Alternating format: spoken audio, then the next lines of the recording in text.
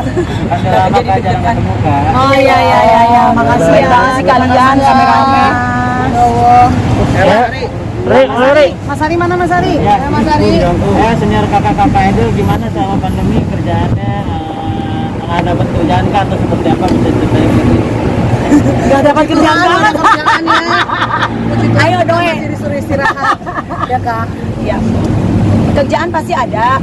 Cuma memang ada yang tertunda, terpending, ada yang dikerjakan secara virtual, live streaming.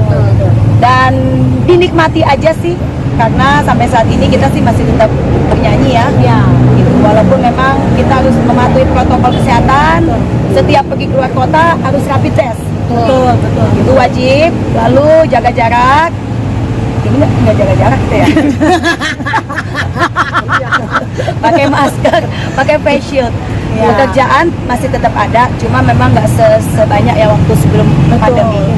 Tapi memang awal pandemi banget yang sekitar 5 bulan pertama aku pribadi literally nggak ada kerjaan sama sekali. Cuman bersyukurnya aku masih produktif di YouTube channel aku gitu. Jadi aku ngerjain YouTube channel aku.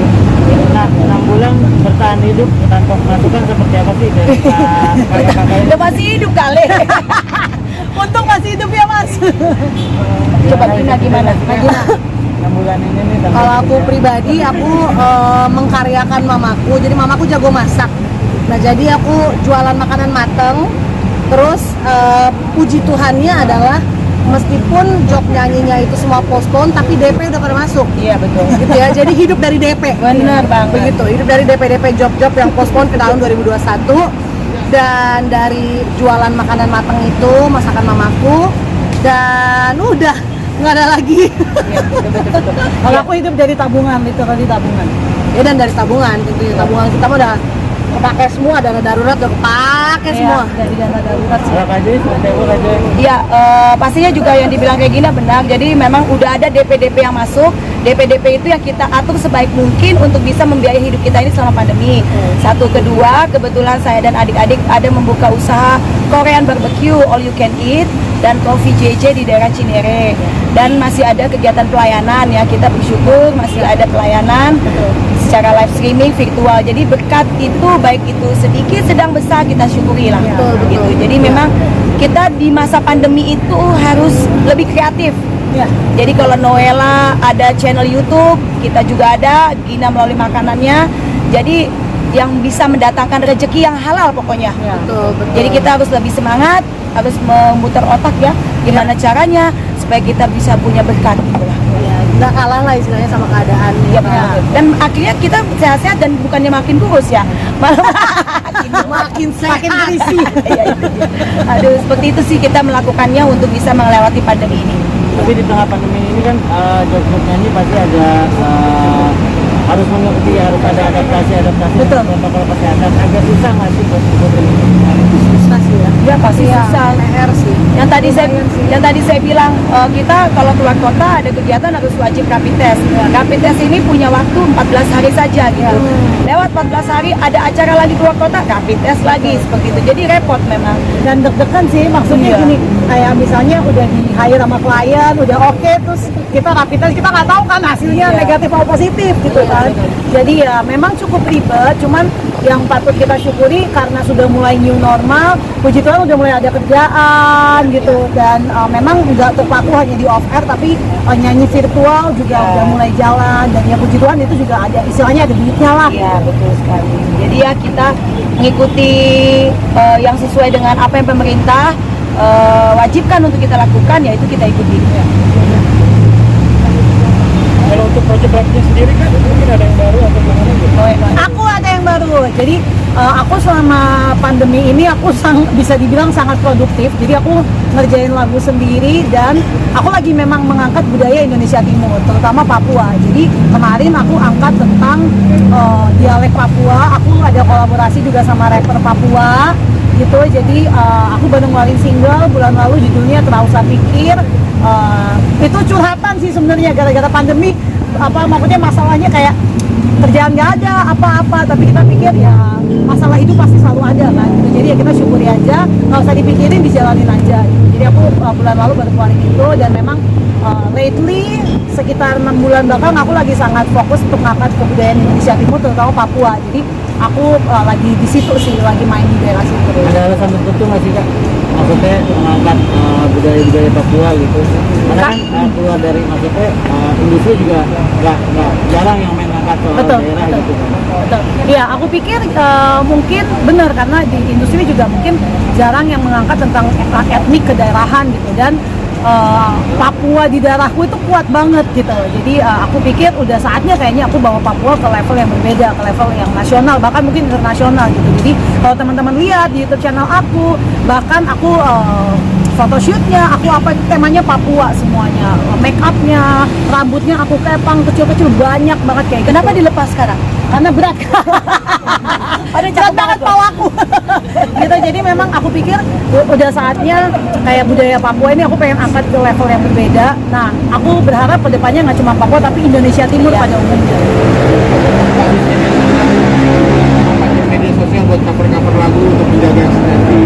Ya, tentu saja. Memang apalagi pas pandemi kita nggak bisa ngapa-ngapain selain ya di media sosial gitu kan, ya live Instagram, ya ngerjain YouTube gitu. Jadi memang bersyukur kita punya media sosial yang kita bisa manfaatkan sebaik mungkin sih untuk membuat kita tuh, maksudnya tetap kita tuh masih ada di industri.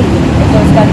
Apalagi kan sekarang tuh banyak sekali konten-konten yang bisa kita buat untuk bisa menunjukkan oh ya kita masih bisa berkreasi selama pandemi ini. Jadi melalui YouTube, Facebook maupun juga Instagram itu yang kita manfaatkan. Ada kegiatan musik live streaming ya gitu. Terus banyak sekarang kita membuat kegiatan yang memang ada apresiasi dan donasinya. Betul. Kita juga mensupport para musisi yang memang terkena dampak pandemi COVID-19. Dari acara itu kita mengumpulkan dana untuk kita bisa berbagi, menolong teman-teman musisi yang memang butuh support dari kita. Jadi itu yang sekarang sedang dikerjakan ya. Itu minggu lalu ya. Minggu lalu kita kemarin sama-sama di halaman musiknya Rika Ruslan gitu ya. Jadi kita sama-sama bernyanyi, kita nggak mikirin bayarannya, yang penting kita tetap happy, tetap semangat. Nah, memang karena sekarang lagi banyak campaign mengenai tentang hak cipta, jadi kita ini harus lebih hati-hati menyanyikan karya orang lain di media sosial seperti itu. Jadi kita harus lebih aware, menghargai penciptanya dan penyanyinya seperti itu. Jadi untuk kedepannya tetap kita akan buat karya, cuma kalau kita nyanyi lagu orang ya kita harus ikutin terus. Ya, sebutkan kayak kita itu. Tadi kan Kang Angela udah nyebutin update-nya Kak Joy, update-nya selama pandemi ngapain aja sih? Oh ya masih tetap nyanyi ya. Terus juga ada kegiatan yang tadi buka Korean barbecue maupun juga coffee. Nah sebetulnya ada single yang diciptakan oleh Badai, cuma karena belum syuting video klip, nanti kita lihat jikalau Tuhan berkehendak akhir September maupun Oktober seperti itu. Kegiatan pelayanan juga masih berjalan dan menjadi guru bagi anakku. Setiap pagi sampai siang jadi guru. Jadi guru. Anak sekolah online ya. Sekolah online. Anaknya yang belajar, anak ke sekolah, emaknya yang belajar. Jadi itu wajib tiap pagi sampai siang. Nah, itu aktivitasnya sih seperti itu. Nah Kak Joy kan lagi pengen balik lagi ke industri musik, terus tiba-tiba pandemi merasa terhambat nggak sih buat balik lagi berkarya gitu? Enggak juga sih, karena gini, nggak ada pandemi pun hidup itu sudah dipenuhi dengan tantangan kan. Jadi pandemi ini justru patut disyukuri. Kenapa? Karena kita lebih banyak waktu untuk meningkatkan kreativitas kita. Yang tadinya nggak bisa masak jadi bisa masak, kan? Yang tadinya kita mama kita sih bisa masak ya, tapi ternyata waktunya Regina nih bener-bener membuka jalan buat mamanya yang pintar masak jadi dijual gitu ya.